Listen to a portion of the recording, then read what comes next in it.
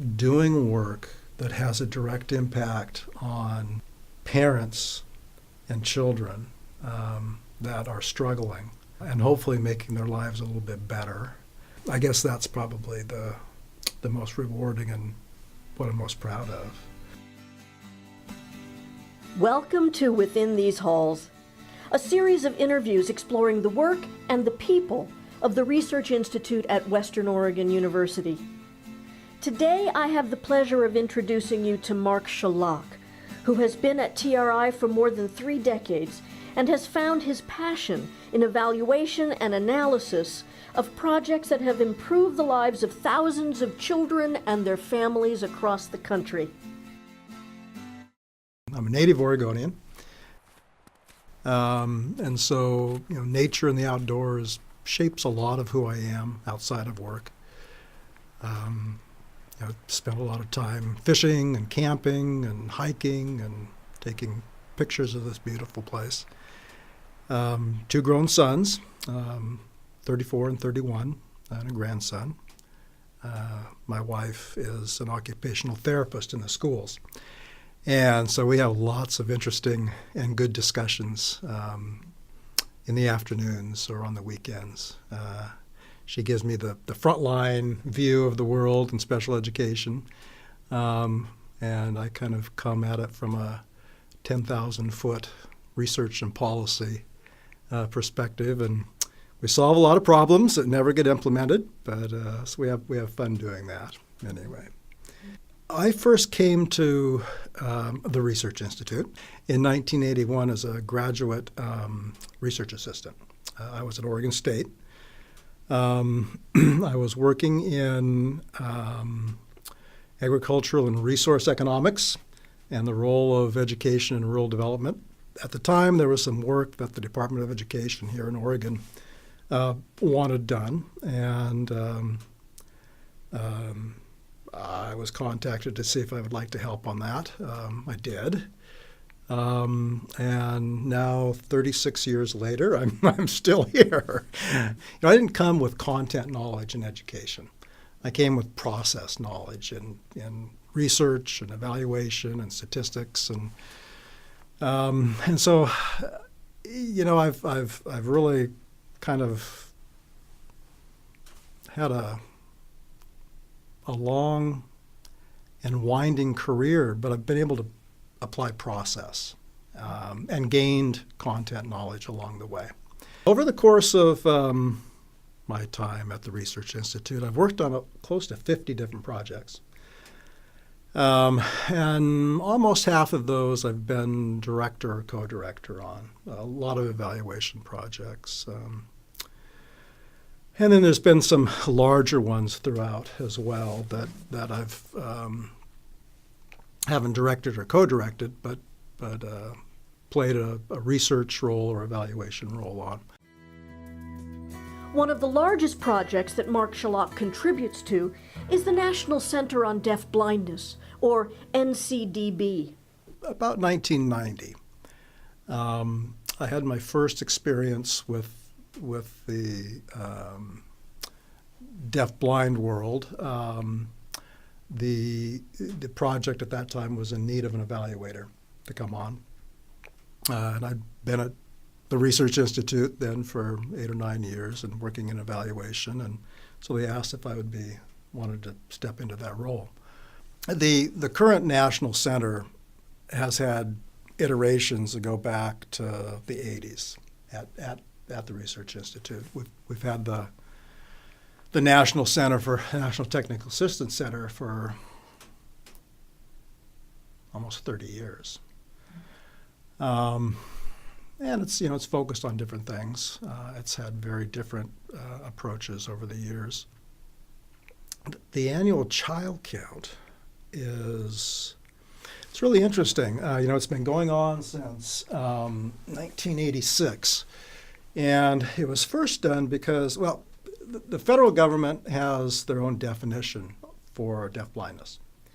And it is if you have a vision loss and hearing loss, nothing else. Well, the problem is about 90% of the kids have additional disabilities. And so often they'll get plugged in as multi-disabled or something else, and not deafblind. And you can argue whether that's appropriate or not. The federal government identifies about 1,500 a year, and we have about 10,000 that we have data on. So it's a significant difference. So it's important, and it's important for a lot of reasons. One is the deafblind monies are the only disability earmarked money in the federal government anymore. It's the only disability-specific funding. Now, if there were only 1,500 kids, I'm not sure if that money would stick around. But with 10,000, we have a better shot at demonstrating the continued need for that money to be earmarked. But maybe more importantly is that it's a source of ongoing needs assessment for the whole network. Who are the kids we're serving, and what are their needs? These kids and their parents are very isolated. There's like close to 15,000 school districts in the country, and there's less than 10,000 kids. And so, a kid can come along maybe once in a generation to a school district. They have absolutely no idea what to do with this child, how to help them, how to work with the parents. And so really the network is designed to get support in there. And seeing that work and seeing it make a difference, both for the kids and the parents and the service providers, is very rewarding. It's a very small group. We get together and there may be 100 people for the whole country that are doing this. And so you develop long-term relationships. So that's rewarding as well. And there's another project at TRI that has benefited from Mark's expertise. About 10 years ago, the director at that time brought an article. I guess it hadn't been published at that time, to myself and Bob Ayers to look at, and with the question, is this something we want to get involved with? Or is this is this too weird? I mean, is it valid work? And it was the work of a doctor in Salem, Dr. Louisa Silva, and it was about the impact of a very real small study of doing a certain kind of Chinese massage with young children with autism, and the impact of that. So Bob and I looked at it and said, well, yeah, it's not too weird. I mean, it's a little weird, but it seems to be sound in terms of what they did. So that started a 10-year relationship that I've had with Dr. Silva. And that has progressed from very small studies, mostly funded through foundations, to we're just finishing up a large federal maternal child health research study. And along the way, we've been able to demonstrate that, yeah, it does have quite an impact on kids in terms of their functioning around language, behavior, sensory impairment. Parents are actually able to hug and get hugged by their kids. So that's been exciting work, because we have seen really, really specific, direct, positive outcomes, both for parents, because they now have relationships with their child as well as the children. It's been a good life here.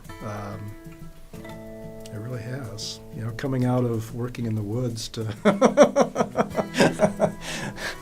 to graduate school and then here, it's been a nice transition all the way along. Finding fulfillment in data crunching and statistics may not be everyone's idea of a good time, but TRI is very grateful that that's the path Mark Schalock chose, and that he chose to follow it here. This has been Within These Halls, a production of the Research Institute at Western Oregon University. For more information about the work we do, go to triwou.org.